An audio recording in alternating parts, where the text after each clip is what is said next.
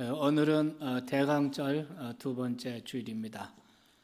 주님의 성탄을 기다리면서 또 다시 오실 주님을 대망하는 아주 거룩하고 은혜로운 절기를 우리가 보내고 있습니다. 오늘 저는 골로새서 11번째 설교가 되는 것 같은데 전도할 문을 열어라, 이런 제목으로 여러분과 함께 말씀을 나누겠습니다. 한번 제목을 큰 소리로 한번 읽어보시겠습니다. 시작. 전도할 문을 엽시다. 어떻게 하면 전도할 문이 다시 열릴 수 있을까? 이 시대, 이 땅을 살아가는 참된 그리스도인이라면 한 번쯤 이 문제에 대해서 진지하게 생각해 봐야 한다고 생각합니다. 우리 역사에서 가난한 시절, 억압받던 시절, 힘들었던 시절, 그 시절에 이 땅 백성들은 복음에 대해서 열린 마음을 가지고 있었습니다.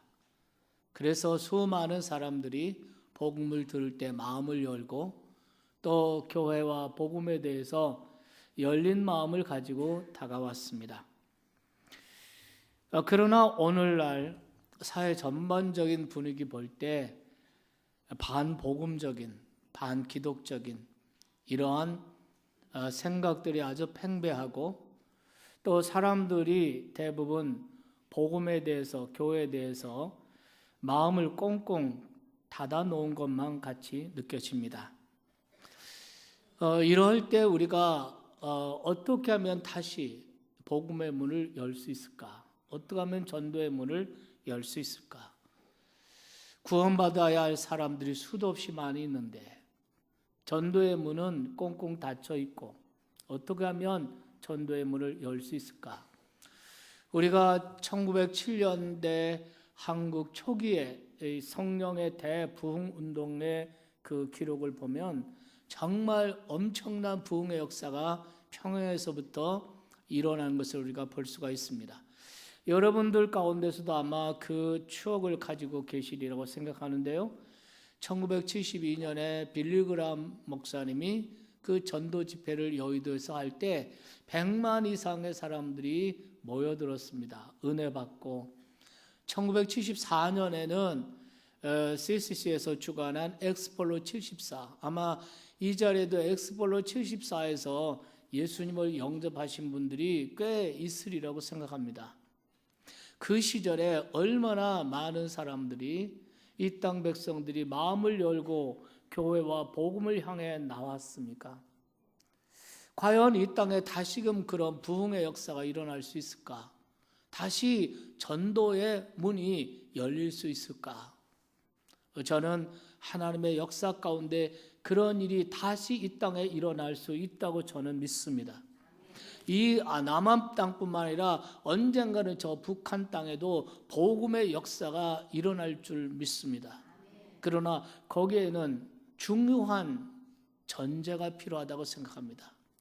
예수를 먼저 믿은 여러분과 나를 통해서 이 세 가지 전제가 충족될 때 정말 하나님이 원하시고 계획하신 대로 이 한반도 저 북한 땅까지 하나님의 놀라운 역사가 일어날 줄로 믿습니다. 그러면 여러분, 오늘 저는 이 본문 성경을 통해서 먼저 예수를 믿고 구원받은 우리가 어떻게 달라져야 되는가, 무엇에 우리가 힘써야 되는가, 어떻게 달라져야 하는가, 이 문제를 여러분과 함께 나누고 싶습니다. 첫째는 복음의 문이, 전도할 문이 열리기 위해서는 첫째로 우리가 기도해야 한다는 것입니다. 여러분, 전도라는 게 뭡니까?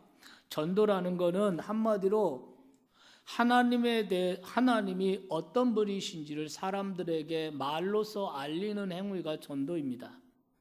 그런데 하나님에 대해서 사람들에게 알리기 전에 그에 앞서서 내가 전도할 대상들, 이 시대를 살아가는 사람들에 대해서 하나님께 먼저 알려드려야 할 줄로 믿습니다. 다시 말하면 기도가 선행되는 전도가 되어야 한다는 것입니다. 우리의 전도가 열매를 맺고 우리의 전도가 능력 있고 전도할 문이 활짝활짝 열리기 위해서는 먼저 우리가 기도를 해야 한다는 것입니다.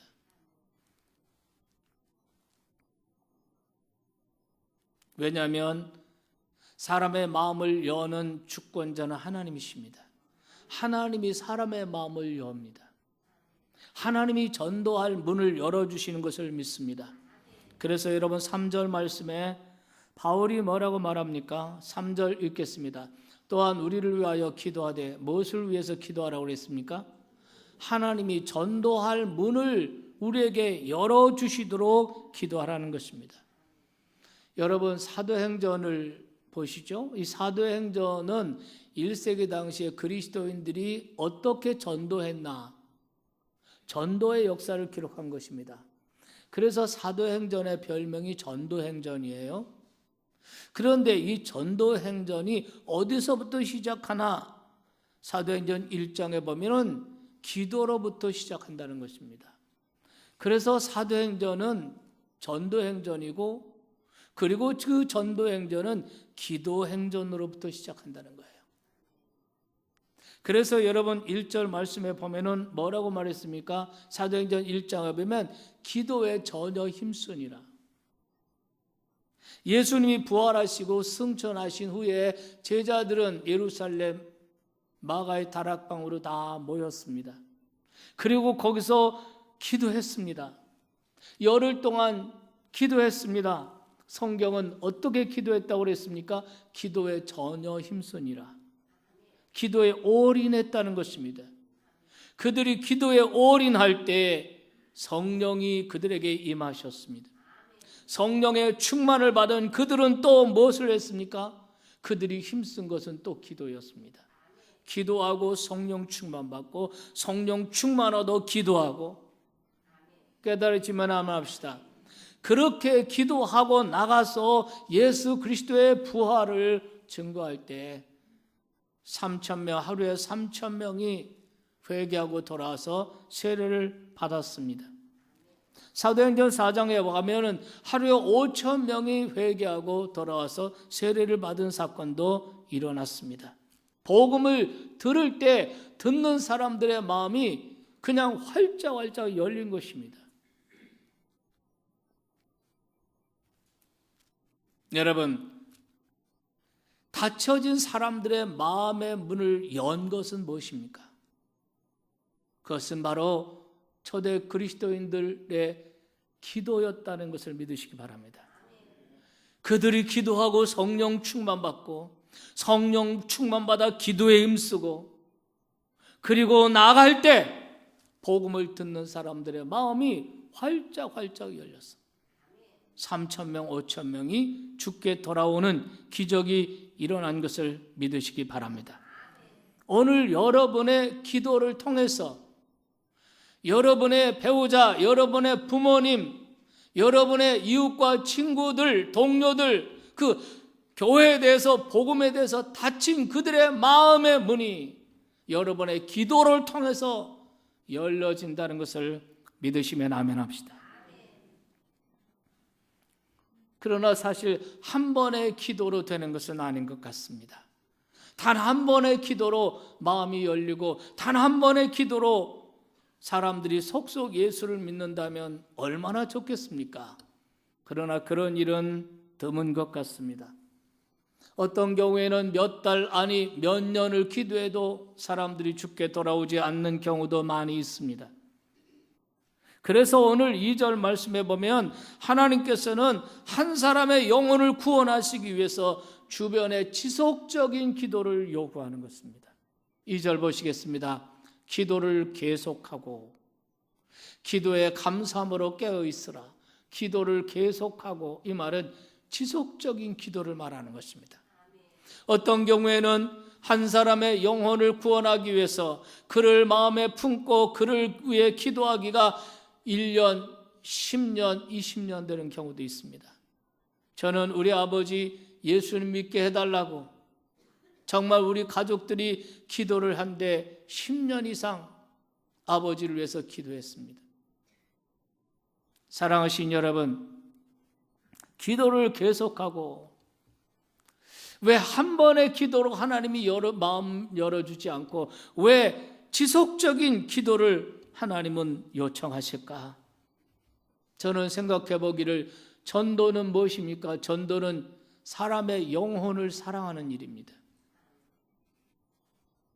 그런데 사랑이라는 것은 한순간에 이루어지는 것이 아닙니다. 진정한 사랑은 시간을 필요로 합니다. 왜냐하면 사랑은 인격적 관계이기 때문에 그렇습니다. 여러분, 이런 경우를 생각해 보십시오. 하나님께서 여인이 아기를 잉태하면 잉태하자마자 바로 아기를 낳게 하시지 않았습니다.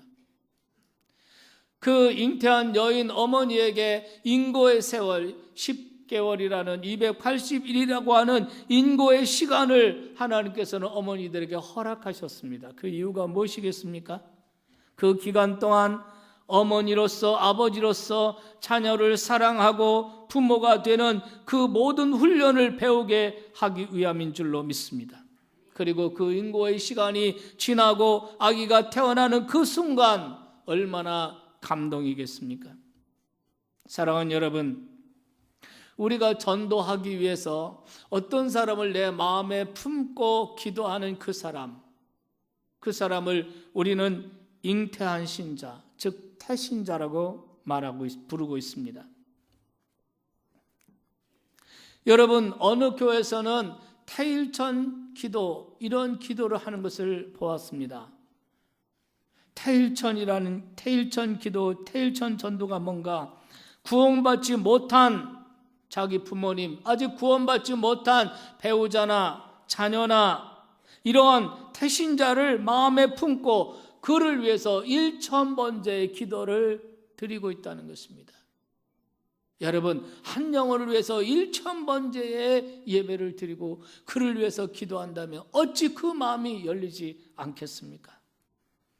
오늘 본문에서 바울은 바로 우리들에게 이런 자세를 요구하고 있는 것입니다. 기도를 계속하고 지속적으로 기도하라는 것입니다. 기도하다가 중단하지 말라는 것입니다. 기도가 잠들면 안 된다는 것입니다. 지속적으로 구원받지 못한 여러분의 배우자를 위해서, 또한 자녀들을 위해서 지속적으로 기도하라는 것입니다. 그리고 두 번째 보면 기도의 감사함으로 이런 말씀이 있습니다. 여러분, 내가 남편을 위해서 혹은 부모를 위해서 그 영혼의 구원을 위해서 기도하고 있다면 그 기도를 하나님께서 들으실 것이고, 언젠가는 하나님께서 그 영혼을 주님 앞에 돌아오게 하실 것이라는 것을 믿는다면 우리의 기도에는 당연히 감사가 수반될 줄로 믿습니다. 비록 그 사람이 아직까지 예수님께 돌아오지 않고 있어도 내가 그를 위해서 그를 위해 기도하는 그 시간, 그 기간은 내가 그의 영혼을 지키고 있는 것입니다. 사탄의 수중에 완전히 떨어지지 않도록 우리가 그를 지키고 있는 것입니다. 그러나 우리가 실망하고 우리가 낙심해서 기도를 포기한다면, 기도가 잠든다면 그 영혼은 다시는 구제할 수 없는 그런 곳으로 떨어질 수도 있습니다. 여러분, 기도하는 시간, 내가 누군가를 가슴에 품고 그의 영혼을 구원하기 위해서 기도하고 있는 그 동안은 여러분이 그를 지키고 있는 것입니다. 그러나 기도를 포기하고 기도가 잠들면 그 영혼이 정말 어둠 속으로 영원한 사탄의 수중에 떨어질 수도 있다는 것을 우리가 깨달아야 합니다. 기도하는 시간은 잉태의 기간과 같아서 일정한 시간이 지나고 하나님의 때가 되면 내가 사랑하는 영혼들이 주 앞에 돌아와 구원을 경험하게 될 줄로 믿습니다. 여러분 가정의 복음화를 위해서 여러분이 정말 전도할 문이 열어지기를 소원하신다면 놓았던 기도 다시 시작하시기 바랍니다. 여러분의 부모님이 세상 떠나기 전에 천국과 영생을 경험하도록 그의 마음이 다시금 그 곤고한 그 견고한 성이 무너지고 예수님을 영접할 수 있도록 기도하셔야 합니다. 여러분의 자녀를 위하여 기도하는 걸 놓지 마시고 여러분의 자녀, 배우자를 위해서 기도하시기를 주의 이름으로 축원합니다. 어떻게 다시 전도할 문이 활짝 열릴 수 있는가? 그것은 우리의 기도라는 것입니다. 두 번째로는 우리 예수를 믿는 모든 성도들, 저와 여러분이 어디서나 어떤 상황에서나 누구를 만나든지 전도자의 시각을 가져야 한다는 것입니다. 여러분, 오늘 이 빌립보서 골로새서를 쓸 때 바울은 로마 감옥에 억울하게 옥살이하고 있는 신세였습니다. 그러나 그는 거기서 한탄하지 않았습니다. 여러분이 만일 억울한 일로 옥살이를 하고 있다면, 그래서 누구에겐가 기도 부탁을 할 경우가 생긴다면 여러분 무엇을 위해서 기도해 달라고 하시겠습니까? 내가 억울한 일을 당했습니다. 그러니 좋은 변호사를 찾아서 또는 능력 있는 빽 있는 사람을 찾아서 이 억울함을 잘 풀어지도록 기도해 주십시오. 이렇게 기도 부탁을 하지 않겠습니까? 근데 오늘 본문에 보면 바울은 억울하게 그 로마 감옥에 갇혀 있으면서도 불구하고 나를 이 감옥에서 속히 나올 수 있도록 기도해 달라 이렇게 부탁하지 않았습니다. 그럼 무엇을 위해서 기도했습니까? 여러분 3절 말씀을 다시 보겠습니다. 또한 우리를 위하여 기도하되 하나님이 전도할 문을 우리에게 열어주사 그리스도의 비밀을 말하게 하시기를 구하라. 그 다음에 내가 이 일 때문에 매임을 당하였노라. 이게 전도자의 시각입니다. 억울하게 로마에 호송돼서 로마의 감옥에 갇혀있는 신세가 되었지만 그 신세를 한탄하고 어떻게든지 그 상황을 벗어나려고 한 것이 아니라 하나님께서 로마 전도를 위해서, 로마 선교를 위해서 하나님께서 죄수의 몸으로 나를 이 감옥에로 보냈다는 것입니다. 내가 누구를 만나든 하나님이 오늘 이 사람에게 복음을 전하라고 하시는 건가?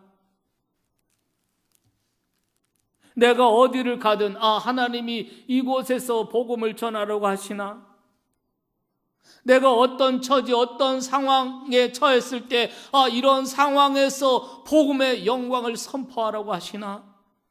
이렇게 묻는 모습, 이것이 바로 전도자의 시각인 줄로 믿습니다. 여러분, 장사하는 사람들은 설이나 추석이나 연말연시, 성탄 이런 시즌 되면은 무슨 생각을 합니까? 이번에 잘해서 한몫 잡아야지 이렇게 생각하는 것이 당연하지 않겠습니까?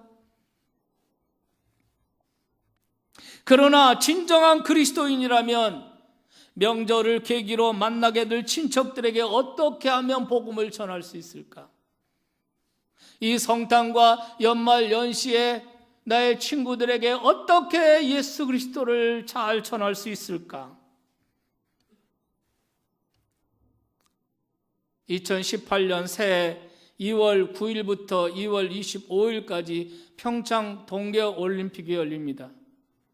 세계 95개 국가에서 선수 임원단만 5만 명이 참석하고 많은 외국인들이 올 텐데, 그러면 그때 어떻게 하면 이 세계인들에게 효과적으로 복음을 전할 수 있을까? 이렇게 마음을 기울이는 것, 이것이 바로 전도자의 시각인 줄로 믿습니다.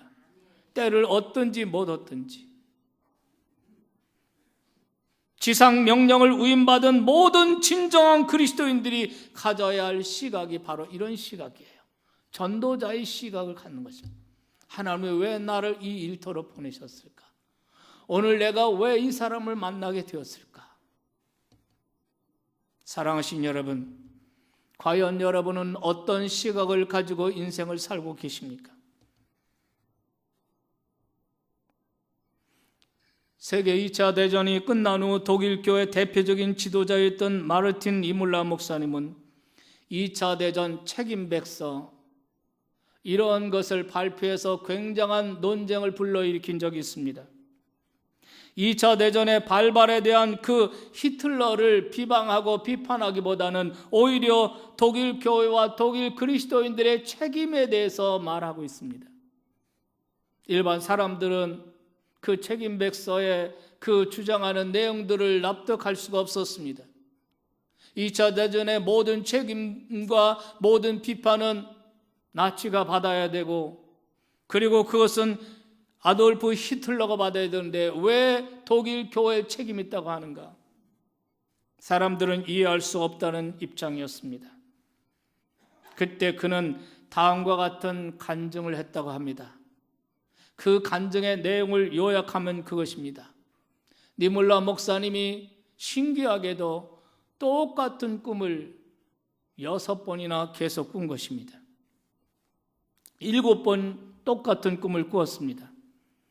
그것은 니몰라 목사님이 꿈속에서 주님의 심판대 앞을 통과하는 꿈이었습니다. 그런데 한 번은 니몰라 목사님이 심판대 앞에서 주님의 질문에 대답하고 지나갔는데 자기 뒤에 있는 사람에게 주님이 물었습니다. 너는 왜 나를 믿지 않았는가? 그 사람이 뒤에서 대답합니다. 나에게는 한 번도 누구도 예수 그리스도에 대해서 말해준 사람이 없었습니다. 니몰라 목사님이 꿈속이지만 그 목소리가 익숙해서 뒤돌아보니 바로 그가 히틀러였다는 것입니다. 그 꿈을 7번이나 똑같이 꾸고 그는 모든 의식과 생각이 바뀐 것입니다. 수많은 사람이 히틀러에 대해서 비판을 하고 있었지만, 그러나 자기 자신도 역시 히틀러를 비판하고 히틀러가 망하고 죽기를 바란 적은 수없이 많이 있었지만 그의 영혼을 위해서 기도한 적은 한 번도 없었다는 사실을 새롭게 인식하게 된 것입니다. 그래서 그는 독일 교회와 그리스도인들에게 정말 복음을 전하기 위해서 얼마나 한 번이라도 그의 영혼을 위해서 기도하고 진지하게 히틀러에게 복음을 전할 수 있도록 진지하게 노력해 본 적이 있는가? 이거 우리 모두의 책임이다, 이렇게 말했습니다. 이것이 전도자의 시각인 줄로 믿습니다. 오늘 이 정부, 그리고 오늘의 모든 상황, 그리고 남북의 문제, 이 모든 것 우리가 볼 때 누구 때문이야, 뭐 때문이야, 우리는 정죄하고 비판합니다. 그러나 우리가 정말 이 나라와 이 나라의 안정과 평화를 위해서, 정말 이 한반도의 안전을 위해서 우리가 얼마나 기도했는가? 우리가 저 북한의 정권자들 향해서 얼마나 하나님 앞에 진지하게 복음을 전하고 그리고 기도했나? 이것이 바로 전도자의 시각이라는 것입니다. 바울은 감옥에 갇혀서 억울한 감옥에 갇혀 있었지만 그는 깨달았습니다. 복음을 전하게 하기 위해서 하나님이 나를 이곳으로 이끌어 주시고 이 감옥에 갇히게 하셨다는 겁니다. 실제로 로마 감옥에서 그는 수많은 로마의 엘리트 장교들에게 복음을 전했고, 그래서 로마의 상류층에 복음이 전파되게 된 줄 믿으시기 바랍니다. 또한 그 감옥에서 그는 에베소서, 빌립보서, 골로새서 이런 옥중 서신을 써서 성령의 영감 가운데 성경을 써서 그것을 회람함으로써 아시아와 이런 모든 데 흩어져 있는 초기 신생 교회들이, 성도들이 힘을 얻고 믿음을 세워가는 한 줄로 믿으시기 바랍니다. 이게 전도자의 시각이에요. 왜 나는 이런 실패를 해야 되나? 나는 왜 이렇게 병들어서 여기 병원에 입원해야 되나? 이렇게 하는 것이 아니라 하나님이 여기서도 전도하라고 하시나? 우리 주변에서 복음을 기다리고 있는 사람들, 삶이 자유롭지 못하고 삶이 공허하고 불안하고 뒤틀려 있는 사람들, 그래서 인생의 자리에서 악을 쓰고 있는 이웃들, 그들이 느끼는 삶의 절망과 좌절이 저와 여러분은 책임이 없다고 생각하십니까? 전도자의 시각으로 바뀌어야 돼요.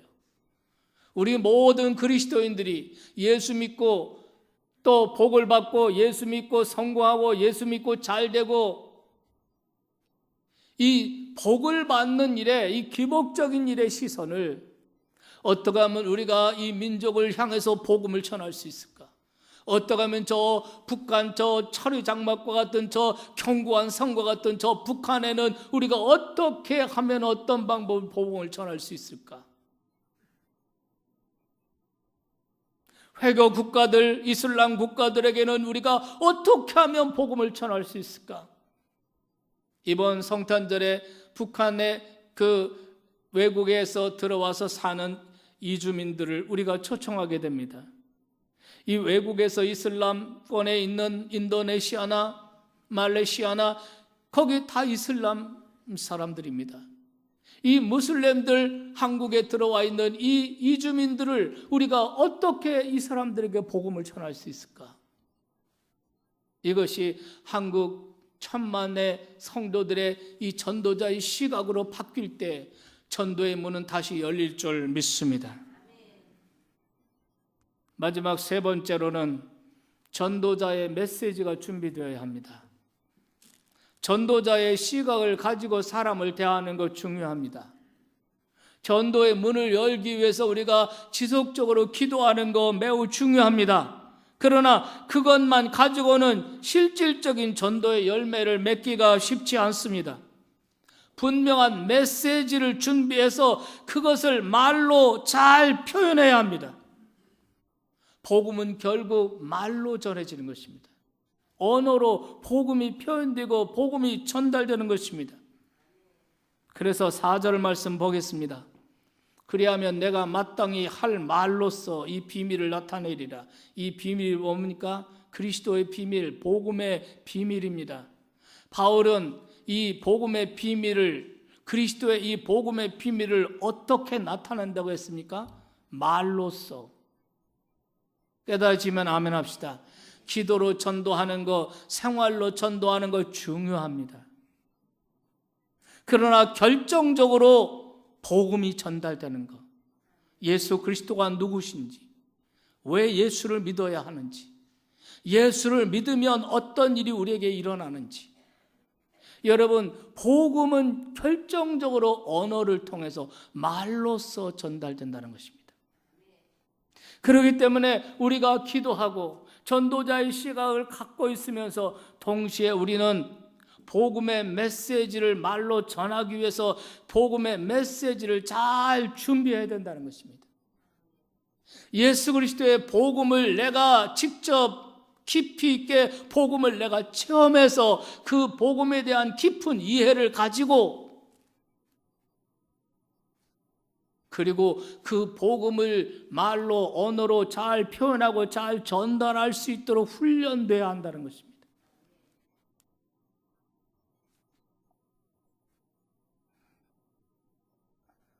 여러분은 복음의 전달을 위해서 훈련을 받아보신 경험이 있으십니까? 여러분이 구원받은 것은 복음으로 구원받은 거예요. 여러분들이 영원한 소망을 갖게 된 거 복음으로 그렇게 된 것입니다. 그러면 이 복음을 믿지 않는 남편에게, 이 복음을 방황하는 자녀들에게, 연로하신 부모님들에게 여러분 이 복음을 전할 훈련을 해보신 적이 있습니까? 내가 만난 예수, 내가 체험한 예수, 이 예수님을 말로써 어떻게 표현할 것인가? 그래서 우리는 전도의 메시지를 준비해야 될 줄로 믿습니다. 그런데 그에 앞서 더 중요한 게 있어요.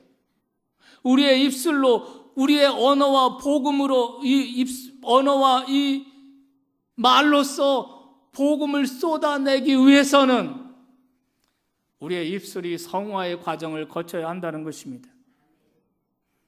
여러분 생각해 보십시오. 불평하고 남을 험담하고 저주하고 이런 말을 가지고 이런 입으로 이런 언어로 예수는 구원이시다라고 전도해 보십시오.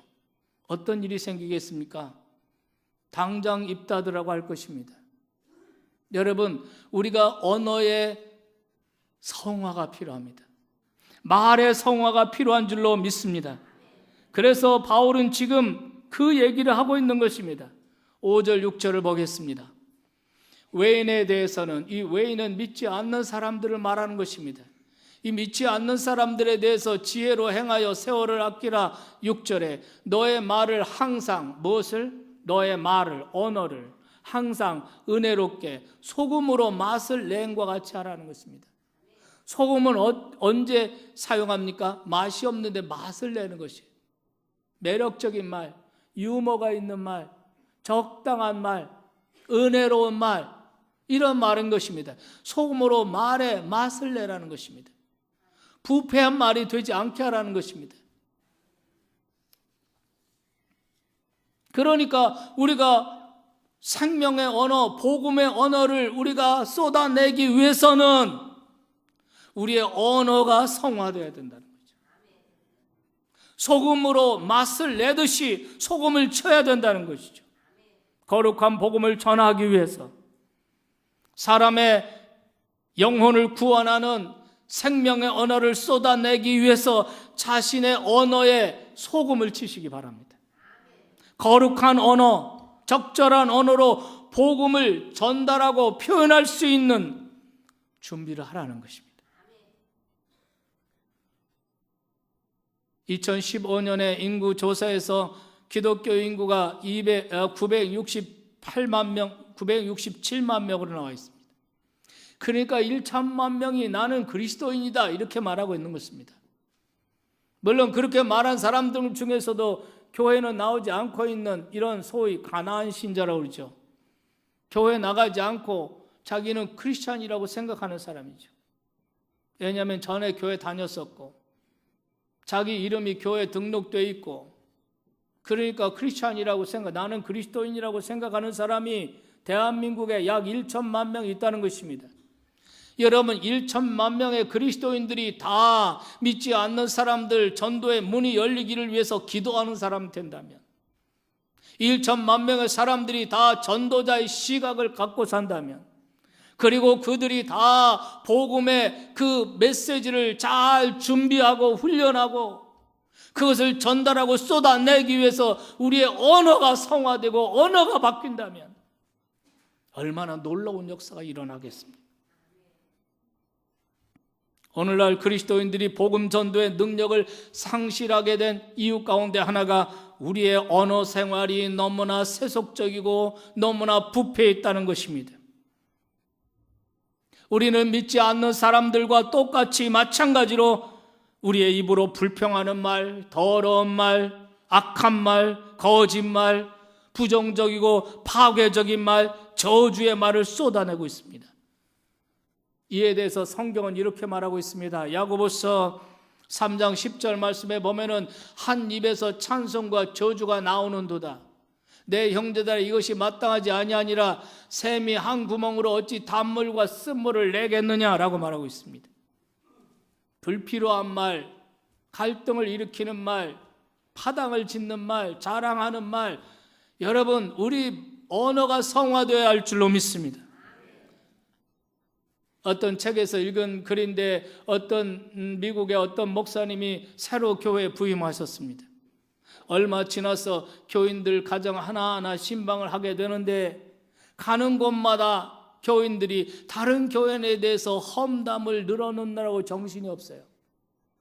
목사님이 하루 신방하고 나서 이 교회 병들었구나. 그리고 하나님 앞에 기도합니다. 이 병을 어떻게 하면 치유할 수 있을까요? 하나님 지혜를 주십시오.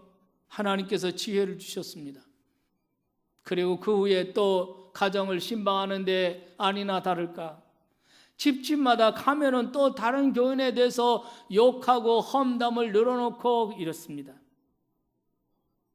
그 집에서 그 험담을 늘어놓는 목사 앞에서 그러고 있는 그 사람에게 성도님 잠깐만요. 그리고 가방에서 노트 한 권을 꺼냈습니다. 그 노트의 겉표지가 불평의 책. 노트를 펴놓고 처음부터 다시 말씀해 주십시오. 제가 여기에 다 기록했다가 그분한테 가서 잘 얘기를 해서 문제를 해결하겠습니다. 다시 말씀해 주십시오. 그리고 여기에다가 당신 이름으로 사인을 해 주십시오. 사인한 사람 몇 사람이나 될까요? 한 사람도 없었습니다. 무슨 말입니까? 사람들은 책임질 수 없는 말들을 습관처럼 늘어놓고 있다는 거예요. 책임질 수 없는 말, 그런 것을 습관처럼 늘어놓습니다. 불필요하고 비생산적이고 부정적인 언어들을 쉽게 쏟아내는 사람이라면, 누군가를 험담하고 누군가를 욕하고 비판하는 사람이라면 하나님께서 어떻게 그 언어를 들어 생명의 복음을 전하는 데 쓸 수가 있겠습니까? 어떻게 그 사람을 통해서 복음의 언어, 생명의 언어를 쏟아낼 수가 있겠습니까? 여러분, 오늘 아침에 우리가 복음을 전하기 위해서, 생명의 언어를 전하기 위해서 우리의 언어가 성화되기를 주의 이름으로 축원합니다. 언어의 성화를 위해서 정말 기도하십시오. 만일 우리가 우리의 언어를 거룩하게 준비하고 내 입술에 생명의 복음을 담고 있다면, 이 준비된 사람에게 주께서 전도할 문을 열어주시지 않겠습니까? 택하신 영혼들을 그에게 붙여주시지 않겠습니까? 바울 사도는 준비된 사람이었습니다. 그는 감옥이나 재판정에서도 복음을 말할 준비가 되어 있었습니다. 그렇기 때문에 하나님께서는 바울이 감옥에 있어도 사람을 붙여주셨습니다. 재판정에 있을 때도 하나님께서는 전도의 문을 열어주셨습니다. 그가 한 번은 아그리빠 왕 앞에서 재판을 받게 되었습니다. 그런데 재판받는 그 자리에서 자신을 변호하는 말을 하기 대신에 하나님 예수 그리스도를 아그리빠 왕에게 전도한 것입니다. 재판정이 복음 전도의 마당으로 바뀐 것입니다. 바울이 가는 곳마다 하나님께서 복음의 문을 열어놓고 기다리고 계셨습니다. 여러분, 사도행전의 마지막 절, 그 위대한 마지막 절이 무엇인지 기억하십니까? 사도행전 28장 31절이 사도행전의 마지막 절입니다. 우리 다 같이 한번 읽어보겠습니다. 하나님의 나라를 전파하며 주 예수 그리스도에 관한 모든 것을 담대하게 거침없이 가르치더라. 믿으시면 아멘 합시다. 여러분과 우리가 준비될 때 하나님께서는 우리를 쓰실 것입니다. 왜 한국 사회가 새로워지지 않습니까? 정부가 바뀌고, 정권이 바뀌고, 국회의원들이 바뀌고, 대통령이 바뀌고, 법이 바뀌고, 왜 새로워지지 않습니까? 왜 복음의 위대한 부흥이 일어나지 않습니까? 1천만에 가까운 기독교인이 있는데 왜 복음의 부흥은 일어나지 않고 있는 것입니까? 다른 것이 아닙니다. 우리가 준비되어 있지 않았기 때문입니다. 우리의 언어가 부패했습니다. 우리의 입술에 거룩한 언어를 담아야 하겠습니다. 사람의 생명을 살리는 생명의 언어를 담으십시오. 그리고 한 영혼을 끌어안고 기도해 보십시오. 지속적으로, 감사함으로 하나님 이 기도 들으실 줄 믿습니다. 하나님 이 기도 들으시고 하나님의 시간에 하나님의 방법으로 이 아들을 주님 품으로 이끌어 주실 줄로 믿고 감사합니다. 지속적인 기도, 감사가 수반된 기도를 지속적으로 드려보십시오. 전도의 문은 열릴 것입니다. 여러분의 강팍한 남편, 배우자, 부모님, 그 마음의 문이 열리게 될 줄로 믿습니다. 이 성탄의 계절에 한 영혼을 마음에 품고 기도하고 복음을 전함으로써 그들이 주께 돌아와 구원받는 위대한 역사가 오늘도 일어나기를 주님의 이름으로 축복합니다.